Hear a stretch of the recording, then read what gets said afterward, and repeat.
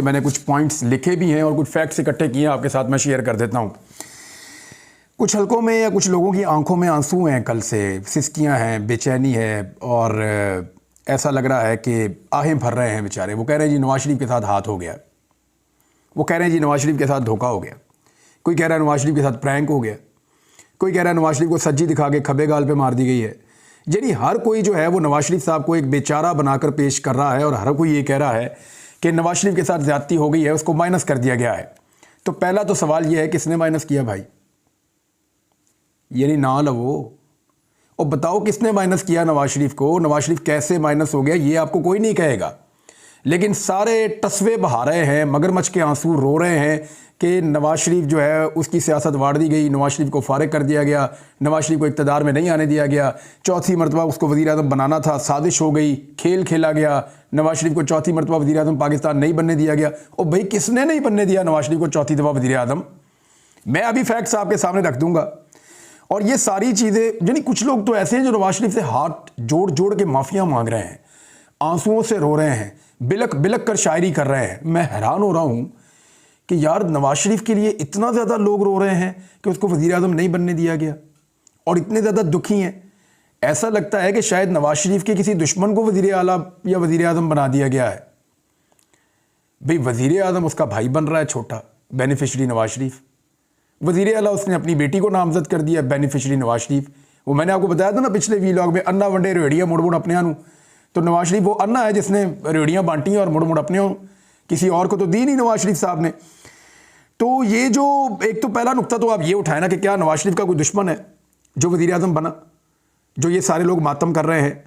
नहीं, वज़ीर-ए-आज़म बना नवाज शरीफ का अपना भाई। वज़ीर आला पंजाब जो सबसे बड़ा सूबा है पाकिस्तान का, वो उनकी अपनी बेटी बन गई। तो ये रोना तो बनता ही नहीं है, नंबर एक। नंबर दो, आप इस बात पे आ जाएं कि धोखा दिया किसने है। ये तासुर बनाया गया कि जैसे पाकिस्तान के अंदर बाहर से कोई नेल्सन मंडेला आ रहा है या ची गुवेरा आ रहा है और वो आएगा और पूरे पाकिस्तान के ऊपर जो है वो हालात को बिल्कुल बदल कर रख देगा, लोग इमरान खान को भूल जाएंगे। नवाज शरीफ ने ऐसे दावे किए भी थे बंद कमरों में, और वो सबको कहते फिरते थे, नवाज शरीफ के लोग भी यकीन दिलाते थे कि मियाँ साहब जदों आएंगे। मरियम नवाज की मुझे बात याद आ गई, ये सुन लें आप। मियाँ जदों आवेगा लग पता जाएगा, सुने। मैं ये कहना चाहती हूँ इमरान खान, मियाँ जदों आवेगा ते लग पता जाएगा। तो लग गया पता, मियाँ साहब आ गए। क्या पता चला? मियाँ जदों आवेगा लग पता जाएगा। मियाँ साहब को ही पता लग गया। फिर इस तरह तो रो रो के आप लोगों ने जो है वो हलकान हो गए हैं। लेकिन पहले अपने गिरेबान में झांकिए कि आप लोगों ने हासिल क्या किया है और लोगों ने आपके साथ किया क्या है, और आपका एक्चुअली आपके साथ हाथ किसने किया, आज मैं आपको ये बताने जा रहा हूँ। PMLN कभी जरूरत नहीं करेगी कि उनके साथ हाथ किसने किया वो बताएं। मुस्लिम लीग नून के अंदर इतनी इखलाकी जरूरत है ही नहीं, इतना कोई दलेर नहीं है कि वो बताए कि मियाँ नवाज शरीफ के साथ हाथ किसने किया है। मैंने 27 दिसंबर को पहली मरतबा, मैं ठीक से बोल भी नहीं पा रहा था, मैंने ये बात बताई थी इस्लामाबाद में सहाफ़ियों को कि नवाज शरीफ नहीं बनने जा रहा। ये मैं आपको इन्फॉर्मेशन की बुनियाद पे बता रहा हूँ, और वो इन्फॉर्मेशन क्यों आई थी मैं आज आपको बता देता हूँ। लेकिन मैंने क्या कहा था ये सुन लें पहले आप। इस वक्त जो इन्फॉर्मेशन की बुनियाद पे वो ये है कि मियाँ साहब के लिए वो ग्राउंड नहीं है जो उन्हें लगता है कि उनको मिल जाएगी।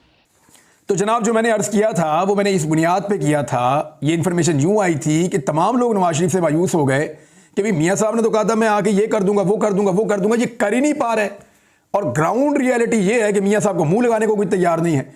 तो ऐसी सूरत में इस आदमी को कैसे वज़ीर-ए-आज़म बनाए? मुझे कोई तरीका है तो बता दें कि वोट उसको नहीं पड़ने, इज्जत लोगों ने उसकी नहीं कर दी, पाकिस्तान के पट्ठा उसने बैठा दिया, उसके भाई ने बिल्कुल और बेड़ा गर्क कर दिया, अब पकड़ के फिर वज़ीर-ए-आज़म बना। यानी हैरत होती है मुझे। रायगढ़ के अंदर जिस घर में नवाज शरीफ रहता है उसका घर ही, उस घर का जो अंदर वाला वो पोर्शन है उसका नाम रखा हुआ है PM हाउस। क्यों जी? यानी नवाज शरीफ को वज़ीर-ए-आज़म बना दें, कैसे बना दें? वो खिलौना थोड़ी है जो उसके हाथ में पकड़ा देना है। वो भाई 24 करोड़ लोगों का मुल्क है, डेमोक्रेसी है यहाँ पे, कि उठा के ऐसे ही वज़ीर-ए-आज़म पाकिस्तान बना दें जैसे उसने अपने छोटे भाई को वज़ीर-ए-आज़म बना दिया और अपनी बेटी को वज़ीर आला बना दिया। ये तो घर के अंदर ही मुझे लगता है हुकूमत खेल रहे हैं, बाहर किसी को मौका ही नहीं देते। अब ये तासुर दिया गया कि जनाब बाहर से कोई बहुत बड़ा इनकलाबी आ गया है, इमरान खान को लोग भूल जाएंगे। मियाँ साहब ने कितने जलसे किए, कितने जुलूस किए जो बहुत कामयाब थे, जहाँ पे आपने देखा कि लोगों का एक जम्मे गफीर था। मियाँ साहब तो डर के मारे पब्लिक में नहीं निकलते थे, कभी कभी तो वो पब्लिक के अंदर आते थे, फिर कभी मियाँ साहब के हाथ में कबूतर पकड़ा देते थे। ये तो इलेक्शन कैंपेन चल रही है, मियाँ साहब ने कबूतर उड़ाए, लोगों ने उनके तोते उड़ा दिए पकड़ के। ये हाल कर दिया मियाँ साहब का। और ये करवाने वाले कौन है? सारे अपने लोग हैं, और जो करवाने वाले हैं वो खुद उहदों के ऊपर बैठे हुए हैं, अंदाजा करें आप। अब जी मैं कुछ वो पॉइंट्स आपके सामने रखूंगा कि मियां नवाज शरीफ शिकवा किससे कर सकते हैं और एक्चुअली किसने उनके साथ हाथ किया है। बंदा मैं आपको बताऊंगा। नंबर 1, तमाम मुखालिफ सियासतदान मियां नवाज शरीफ के गिरफ्तार कर दिए गए। यानी एक ही आदमी से उनको खतरा था, उस आदमी के ऊपर लगभग जो मुकदमात बनाए गए वो 200 के करीब है मुबैना तौर पे इमरान खान पे। ये मियां नवाज शरीफ के लिए किया गया। इमरान खान को जलील करने के लिए झूठे मुकदमात कायम किए गए, अजीबोगरीब किस्म के, हत्ता के इद्दत वाला मुकदमा भी कायम कर दिया गया। ये नवाज शरीफ के लिए किया गया। 90% से ज़्यादा मीडिया कवरेज नवाज शरीफ को मिल रही थी और इमरान खान को कवरेज बिल्कुल ज़ीरो कर दी गई। यानी इमरान खान का नाम मीडिया पे नहीं लिया जा सकता था, इमरान खान की तस्वीर मीडिया पे नहीं दिखाई जा सकती थी। ये सहूलतकारी भी नवाज शरीफ साहब को फराम की गई। मियां नवाज शरीफ के जलसों को मुकम्मल सरकारी प्रोटोकॉल फराम किया गया। जब ये जाते थे तो इनके साथ दर्जनों गाड़ियां पुलिस की, सिक्योरिटी की और इदारों की मौजूद होती थी। मियां नवाज शरीफ के जलसों को भरने का काम भी मकामी इंतजामिया करती रही, और इंतजामिया, निगरान हुकूमतें और इलेक्शन कमीशन, ये सारा कुछ मियां नवाज शरीफ की झोली में डाल दिया गया।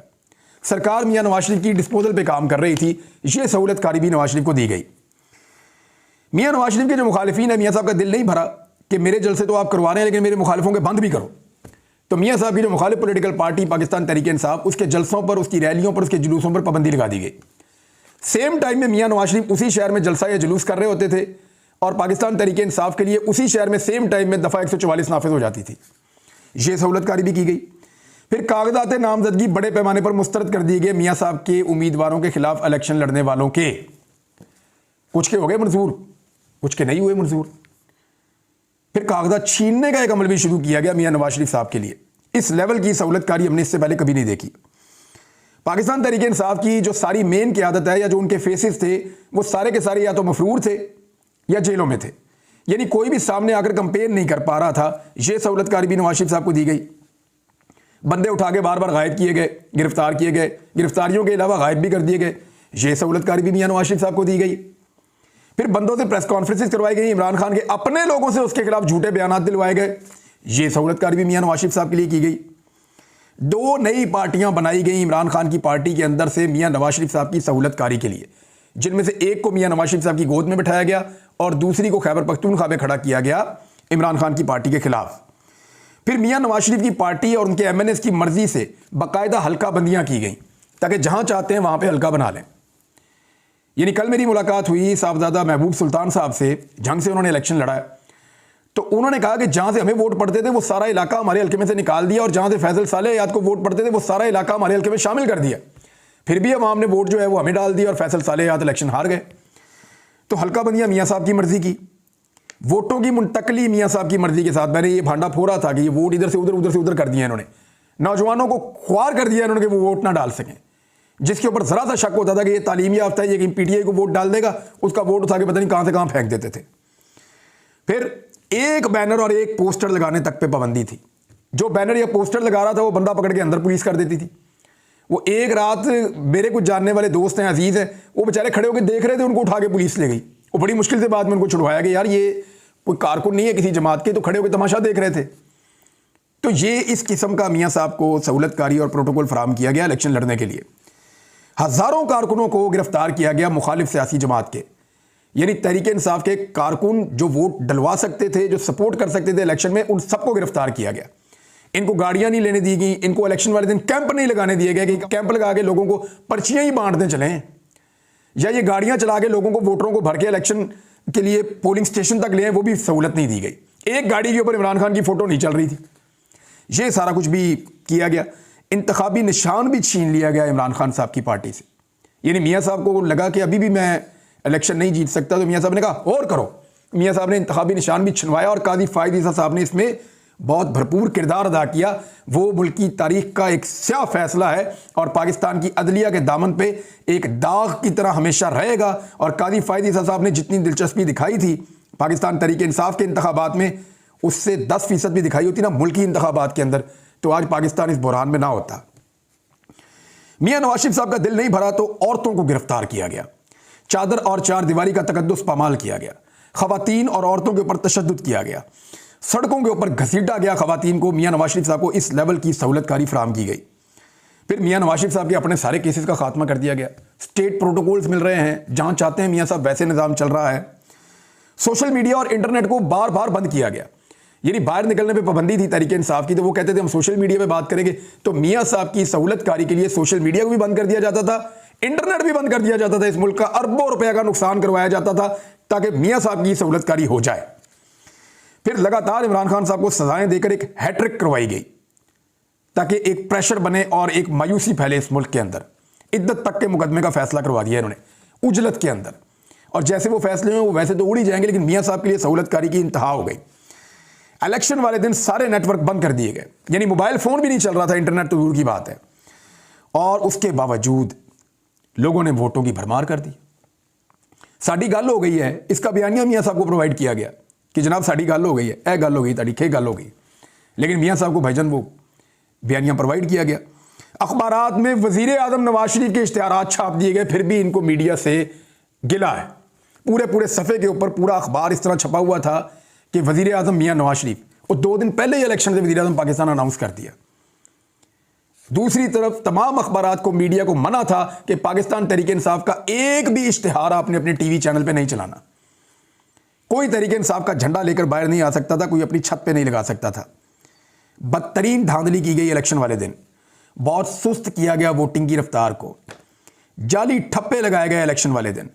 इसके बावजूद यानी इलेक्शन का रिजल्ट रोकना पड़ा, क्योंकि फिर भी हार रहे थे, और इलेक्शन का रिजल्ट रोककर इंतहाई जाली तरीके से फॉर्म 45 के मुताबिक फैसला देने की बजाय फॉर्म 47 जाली जारी कर दिया और मियां नवाज शरीफ साहब को जितवाना शुरू कर दिया। इतनी बड़ी हार हुई है इस शख्स की, इतनी सारी सहूलतकारी के बावजूद।